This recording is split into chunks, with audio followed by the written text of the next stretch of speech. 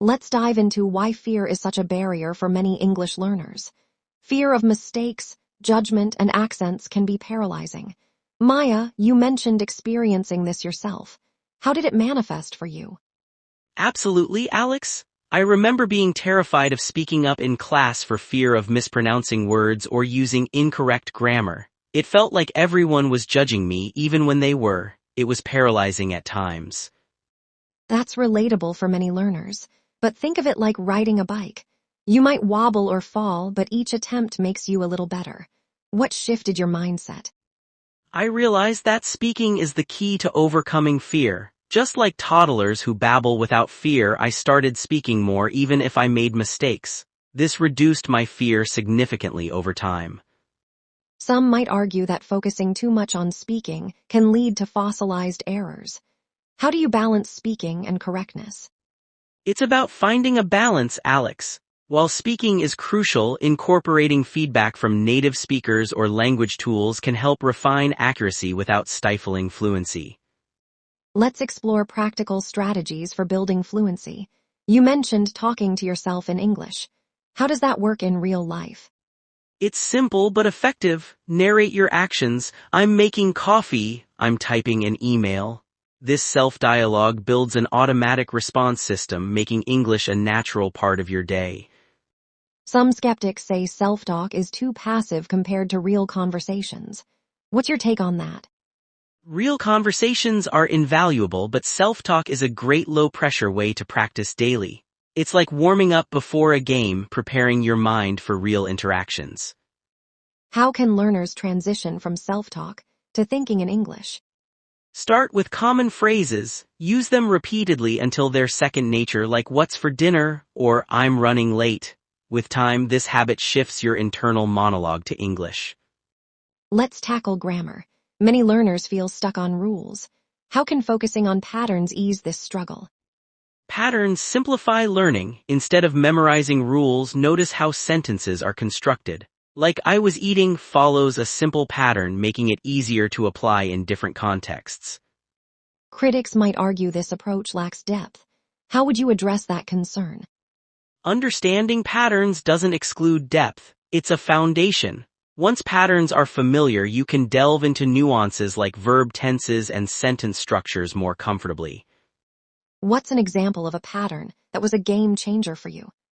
The subject-verb-object structure was pivotal. Recognizing it in sentences like "she loves music" made constructing sentences much easier. Vocabulary can be a huge hurdle. How does learning words in context help overcome this? Context gives meaning. Instead of isolated words, sentences like "the weather is pleasant today" provide a framework, making it easier to recall and use new vocabulary. Some might say context learning is slow. What's your response to that?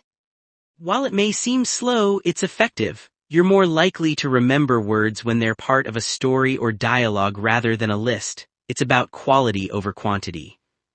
What's a practical way to incorporate context into learning? Read stories, listen to podcasts, or create your own sentences. The more you see words used naturally, the better you'll understand and remember them. That's insightful. Context truly enriches vocabulary acquisition. Many non-native speakers face hurdles with English fluency. Jessica, what are some effective strategies to improve conversational skills? One effective approach is immersive practice. For instance, participating in language exchange meetups allows learners to engage in real conversations. This mirrors how children learn, by hearing and imitating native speakers. However, not everyone has access to such resources. Could online platforms bridge this gap? Absolutely. Platforms like italki and Tandem connect learners with native speakers globally. Yet, a 2022 survey found that 60% of users still feel anxious speaking online. This suggests that virtual environments might not completely replicate the in-person experience. Given these challenges, what future developments could enhance digital language learning? AI-driven tools could offer more personalized feedback. Imagine an app that not only corrects grammar but suggests phrases based on the context of the conversation, similar to a real-life tutor. Understanding cultural nuances is crucial in mastering English. Can you explain how culture influences language learning? Cultural context shapes language use and meaning. For example, idioms like break the ice can confuse learners without cultural background. They may interpret it literally unless they're aware of the social intent. But what about learners who focus solely on grammar and vocabulary? Can they still achieve fluency? Focusing only on grammar can lead to technically correct yet awkward expressions. A 2021 study highlighted that learners exposed to cultural content alongside language lessons showed 20% better conversational fluency. Looking ahead, how can language education integrate cultural lessons more effectively? Educators are now incorporating cultural immersion through virtual reality. By simulating environments like cafes or markets, learners practice language in culturally relevant contexts, enhancing both understanding and engagement. Confidence plays a key role in language learning. Jessica, how does self-assurance affect a learner's progress? Confidence boosts willingness to engage in conversation, crucial for practice. For instance, a confident learner might volunteer to present in English, gaining valuable speaking experience. Yet, many learners struggle with confidence. What factors contribute to this issue? Fear of making mistakes is a common barrier. A British Council study found that 68% of learners avoid speaking due to fear of judgment.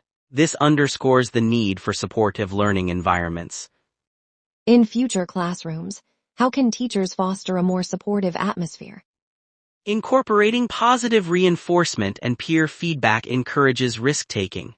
Moreover, using role-playing games where errors are part of the learning process can significantly build confidence. Technology continues to revolutionize language learning. What are some cutting-edge tools making a difference today? Speech recognition software now offers real-time feedback on pronunciation. Apps like Rosetta Stone utilize this technology to guide learners in achieving native-like accents with immediate feedback. Nevertheless, technology isn't a panacea. What limitations should learners be aware of? Tech tools can sometimes misinterpret accents, leading to inaccurate feedback. Moreover, a 2023 study pointed out that over-reliance on digital tools might hinder development of spontaneous speaking skills. Integrating AI with human coaching could offer a balanced approach. Imagine AI systems that learn a user's speech patterns and adapt feedback, combined with periodic sessions with human tutors for nuanced guidance. So, Sarah, many people struggle with speaking English fluently. What are some common challenges they face? Well, beyond grammar rules, it's often about confidence. Imagine learning a new dance. At first you're stiff and awkward, but practice loosens you up. Similarly, English requires practice to gain fluency. I completely agree, but some learners feel stuck despite practicing. Could you share an example of how someone overcame this plateau? Absolutely. Take my friend John. He used to dread speaking in meetings, but he started watching English sitcoms and mimicking the characters. Gradually, he found himself speaking more naturally, even cracking jokes. That's a clever method. However, some argue that without formal guidance, learners might pick up incorrect language habits. What's your take on that? It's a valid concern, yet informal learning boosts comfort and creativity. Pairing it with occasional feedback from a tutor can balance the scales, ensuring accuracy without stifling expression. Humor seems to play a big role in learning English. How effective is it in easing the process for learners? Humor is incredibly powerful. It's like adding a spoonful of sugar to medicine. It relaxes learners, making them less self-conscious and more receptive to learning. That's true. I recall a student who struggled with tense usage until they translated jokes. It seemed to click for them. But can humor ever be counterproductive? Occasionally, yes. If overused, it might distract from serious learning moments. But when balanced, it encourages experimentation and reduces the fear of making mistakes. So, looking ahead, how can learners integrate humor effectively without losing focus on their language goals? They can start small, perhaps by incorporating puns or light-hearted content in their study routine. As they grow comfortable, they can tackle more complex humor, which also enhances cultural understanding. Moving on, how does cultural immersion play into mastering English? Cultural immersion is like diving headfirst into a pool rather than dipping a toe. It allows learners to experience language in its natural habitat, picking up nuances that textbooks miss. I've seen this work wonders. A colleague improved dramatically after a semester abroad. But what if traveling isn't an option?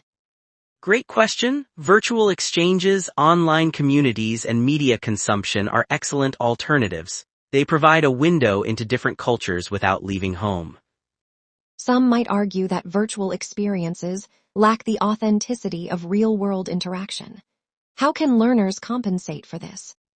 True, but by actively engaging in diverse content and discussions, learners can simulate real-world dynamics. It's about creating a vibrant, interactive environment that mirrors genuine cultural experiences. Looking to the future, what trends do you see shaping language learning, especially for English? Technology is a game changer. AI-driven apps personalize learning experiences, adapting to individual paces and styles, much like a tailored suit. That's fascinating. However, some fear that reliance on technology might diminish traditional learning methods. Do you see a risk there? There is a risk of over-reliance, yet tech should complement, not replace, human interaction. Blended learning models are likely to emerge, combining digital tools with traditional methods for a holistic approach. In what ways can learners prepare themselves for these evolving landscapes?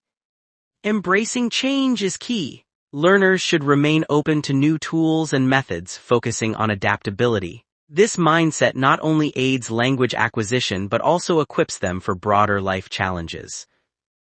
Learning to speak English can be daunting, especially when you're worried about making mistakes. Emma, what's a common struggle English learners face?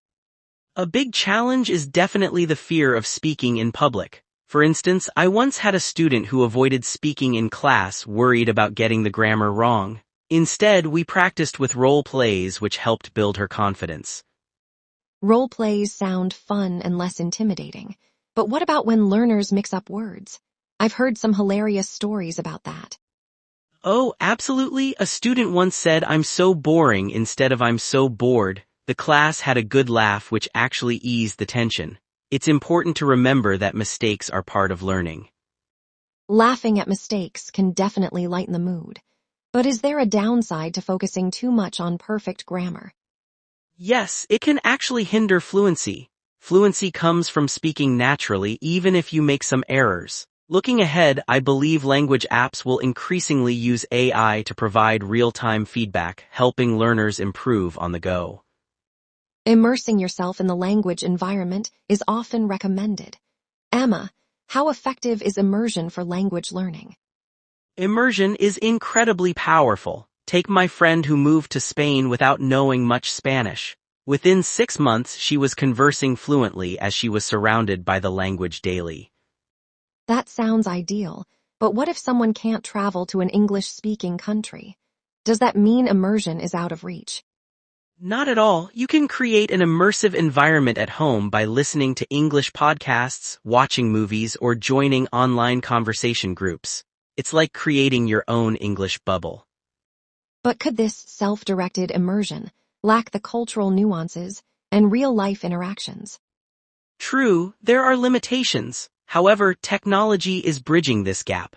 Virtual reality platforms are developing to simulate real-life interactions, and I predict they will revolutionize home-based immersion in the coming years. Expanding vocabulary is essential, but there's a balance to strike.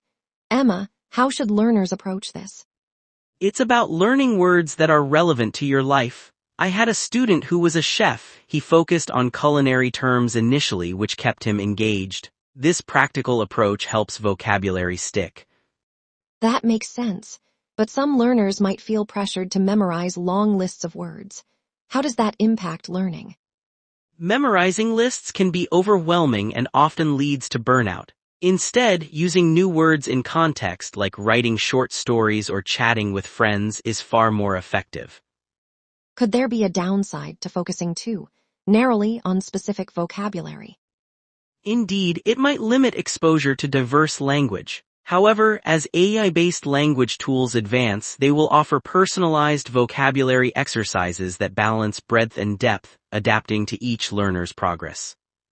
Technology offers many tools for language practice. Emma, how can learners best utilize these resources? Apps like Duolingo or Babbel offer structured lessons which are great for beginners. I had a student who used language exchange platforms like Tandem to practice with native speakers, which improved her conversational skills immensely. These resources are indeed useful. However, do they replace traditional learning methods effectively? Is there a future where technology fully replaces traditional language learning? While tech will play a larger role, I believe it will always be a blend. The human element in teaching is irreplaceable, providing empathy and cultural insights. In the future, AI tutors might assist human teachers, creating a hybrid learning environment. So, Dr. Lee, we were talking about how daunting speaking English can be for non-native speakers. It's like standing in front of a linguistic mountain, isn't it? Absolutely, it can feel like that. I remember my first speech in English. I was more tangled in my words than a cat in a yarn ball, but humor aside, it's all about practice and exposure. Indeed, immersion really helps. But what if someone feels too shy or nervous? They might end up avoiding conversations altogether, right? That's a common issue, but turning the focus from perfection to communication can ease that anxiety. Like the time I met someone who practiced English by narrating their day to a pet, it's informal and pressure-free. That's a clever approach. Still, what about the fear of making mistakes? It's often a big hurdle. True, but mistakes are just stepping stones to fluency. Think of it this way, even native speakers muddle their words. The key is to keep trying and laugh it off, just like trying to speak emoji fluently. Nobody really gets it right. With technology evolving, how has it changed the landscape of language learning, Dr. Lee? Great question. Apps like Duolingo and Babbel have revolutionized learning by making it interactive and fun. It's like having a pocket-sized teacher. They use gamification to keep learners engaged. That sounds effective, but can these apps really replace traditional classroom learning? Some argue they lack the personal touch. That's a valid point. While apps provide convenience, they can't fully replicate the nuances of human interaction. It's a bit like trying to learn dance moves from a book. It helps, but you need a partner to truly get it. So, is there a future where technology and traditional methods merge seamlessly? Certainly, hybrid models are gaining traction. Imagine virtual reality classrooms where you can converse with avatars in different settings. It's not far-fetched, and it promises to combine the best of both worlds. Dr. Lee, how important is cultural exposure in mastering a new language? Cultural exposure is crucial. Language isn't just words, it's context and culture. Like trying to understand sarcasm without cultural cues, it's a recipe for confusion. However, accessing cultural experiences can be challenging for many. What alternatives exist for those unable to travel? Good point. Virtual exchanges and online forums can bridge that gap. Joining a global book club or watching international films with subtitles can offer insights without a passport. But can these virtual experiences truly match the impact of being in a different country? While nothing beats first-hand experience, these digital interactions are the next best thing. In a way, they prepare learners for the real deal by offering diverse perspectives right from their living rooms. Finally, Dr. Lee, what exciting trends are emerging in the field of language learning? We're on the brink of some fascinating innovations. AI-driven language tutors that adapt to individual learning styles are on the horizon. Imagine a tutor that knows you as well as your best friend does. That sounds revolutionary. But could over-reliance on AI reduce human interaction, which is crucial for language acquisition? That's a risk, certainly. Balancing tech with human touch is key. Think of AI as a helpful assistant rather than a replacement. It's like having a GPS, useful, but it won't replace the joy of discovering routes on foot. Looking forward, do you see any groundbreaking shifts on the horizon for language learning? Absolutely. With globalization, multilingualism is becoming the norm. Institutions are pushing for bilingual education from an early age, which could lead to a new generation that navigates languages as easily as their phones. You know, becoming fluent in a new language is like learning to play an instrument. You won't master it overnight, right? But Emily, what's the secret sauce to accelerating this process? Absolutely, it's all about consistent practice. Think of it like watering a plant daily. One of my friends managed to become fluent by talking to herself in front of a mirror, imagining she's a chatty talk show host. That's a great tip, though some might argue that such self-dialogue lacks the interactive challenge of real conversations. How do you respond to such skepticism? Well, that's where technology steps in. Language exchange apps are like virtual cafes offering real conversation opportunities with native speakers. It's a step up from the mirror, but both are crucial in their own way. So, what's the future of language learning? Are we looking at a world where AI tutors replace human interaction, or do you foresee a different trend? I think AI will complement rather than replace humans. Imagine an AI that adapts to your learning style, giving personalized feedback while you still enjoy the human touch in language cafes. It's like having the best of both worlds. They say that making mistakes is an essential part of learning. Emily, do you think this applies to language acquisition as well? Definitely, mistakes are like stepping stones. My cousin once ordered chicken socks instead of chicken soup at a restaurant. It was hilarious, but she never forgot the correct words after that. That's a funny story. Yet, many fear embarrassment. How do we encourage learners to embrace their slip-ups without losing confidence? Creating a supportive environment is key. Language classes are now incorporating role play and improv where mistakes are celebrated as part of the fun. It's like a safe sandbox for experimentation. Looking ahead, do you think educational systems will shift towards this more forgiving, playful approach globally? I believe so. The trend is moving towards holistic learning environments. Schools of the future might even have Mistake of the Day awards to foster that mindset. It's all about changing perceptions. Cultural immersion is often touted as the best way to learn a language. What's your take on this, Emily? Immersion is like diving into the deep end. When I lived in Paris, I learned more French in a month than I did in years of formal study. Being surrounded by the language 24/7 is transformative. But what about those who can't travel abroad? Is virtual immersion a valid alternative, or does it lack the same impact? Virtual immersion is evolving fast. With VR, you can now walk through a market in Tokyo from your living room, interacting with locals. It's not quite the same, but it's a remarkable step forward. So, are we on the verge of a new era in language education, where virtual reality plays a pivotal role? Indeed, as VR technology becomes more accessible, it could revolutionize language learning, making cultural immersion available to anyone with a headset. It's like bringing the world to your doorstep. Formal education versus self-study. This debate has been ongoing.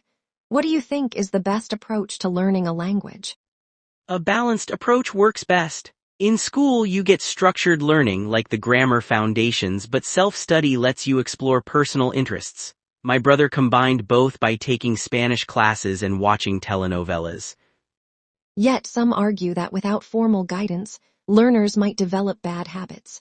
How do you ensure balance without sacrificing quality? Regular assessments help. Self-learners can use online quizzes to benchmark progress. It's like combining the discipline of school with the freedom of choosing your own adventure. Looking towards the future, do you see educational institutions embracing more flexible, hybrid models for language learning? Absolutely, the future is hybrid. Schools may offer build-your-own curriculum options, allowing students to tailor their learning experiences. It's about merging the old and new for optimal results.